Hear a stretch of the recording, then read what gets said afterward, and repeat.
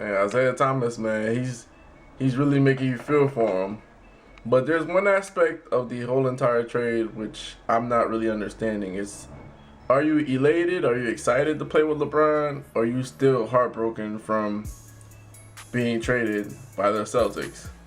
And I know it could be a little bit of both, but I kind of want Isaiah to focus on one side. This way he could play his best basketball so he can get his max contract, because if anybody deserves a max contract, it's him. Especially being 5'9", doing what he did, almost averaging about 30 points per game, on bringing the Celtics to the #1 seed in the East, having them make it to the Eastern Conference Finals. It was all on Isaiah. You know, he's on one hand he says, you know, you put me on the floor with the greatest player in the world. You can't triple team me. You can't double team me. You can't send all these players because I have the best player in the world on the other side of the ball with me. And then the next minute he's like, you know, it still hurts. It still effing hurts.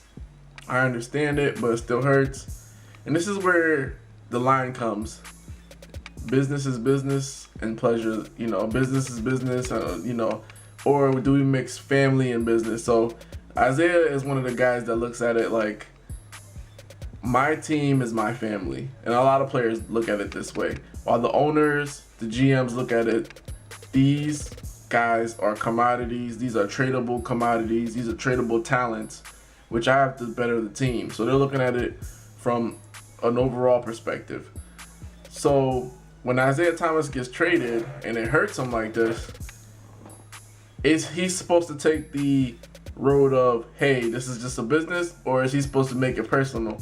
On one end, I want him to make it personal because then he could use that fuel to the fire. Next time he faces the Boston Celtics, he's going to drop 50 on their head. And LeBron's going to keep passing him the ball. He's going to keep draining shots. Kyrie Irving also took this personal.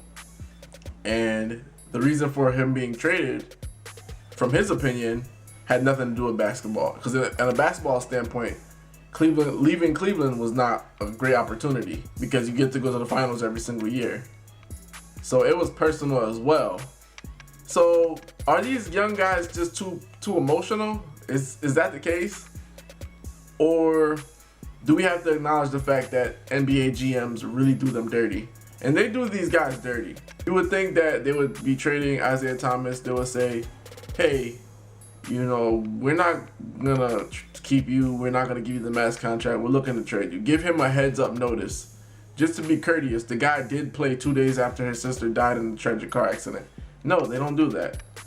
So this is going to be interesting, but I want Isaiah Thomas to take the road where business is business, but every time I see you, I'm going to drop 50 on your head, or at least 45, because the way that they traded him was in poor taste, but like everybody says, it is a business. And a lot of fans, a lot of players, we lose sight of that.